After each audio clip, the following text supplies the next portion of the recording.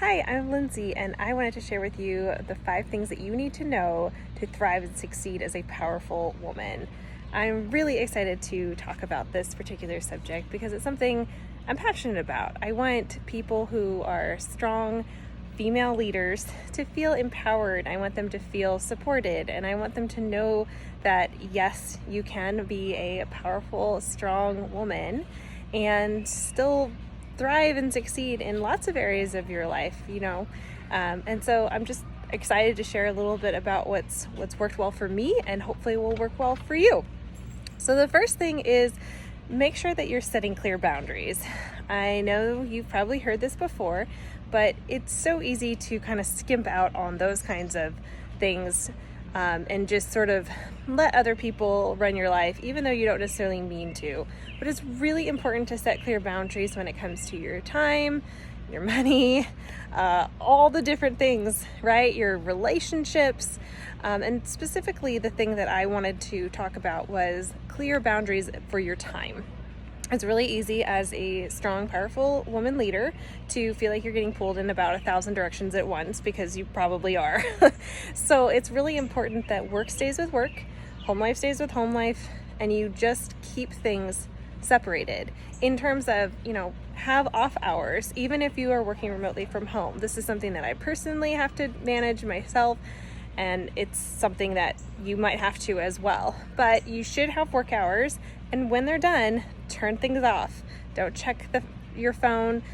You don't have to be available to your clients or to your boss 24/7. In fact, that's a really unhealthy thing to do. So, set good boundaries. The second thing is to know your worth. You got to where you are because you worked hard for it. You learned a lot along the way. You probably have a lot of education that went into who you are now and how you're able to show up to the world now. That is valuable. Your experience, who you are, what you've learned, all of that matters a lot. So make sure that you're getting paid fairly, whether that's through a salary or through your clients. And if you feel that you are not getting what you need or deserve, what you should have, it's time to ask for it. It's time to raise your rates, or it's time to seek other opportunities. Then number 3 is to speak up. You won't always be invited to voice your opinions to the world, unfortunately. Sometimes you have to make those, you just have to make those opportunities yourself. You have to show up and speak up in places where maybe your voice needs to be heard but isn't currently being heard, right? And for instance, one of the things that I think is really important where to speak up is through email communication and through social media messaging. I'm such a huge believer in the power of writing good emails. I have gotten so many opportunities by just introducing myself, sharing a little bit about who I am, and then, building connections that way has made all the difference for me.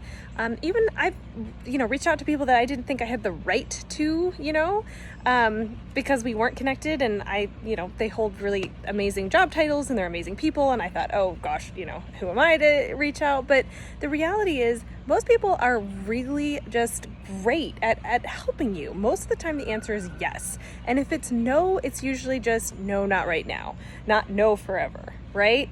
So speak up. And then 4th, show up.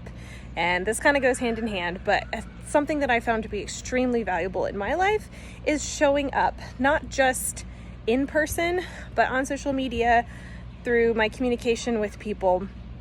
And mostly what I'm really referring to is volunteering, getting involved in your community, meeting new people, going to networking events. Showing up is like 99% of all the opportunities you're going to get is because you took the time to show up. And it doesn't always have to be in person. Sometimes it could be a webinar or something online.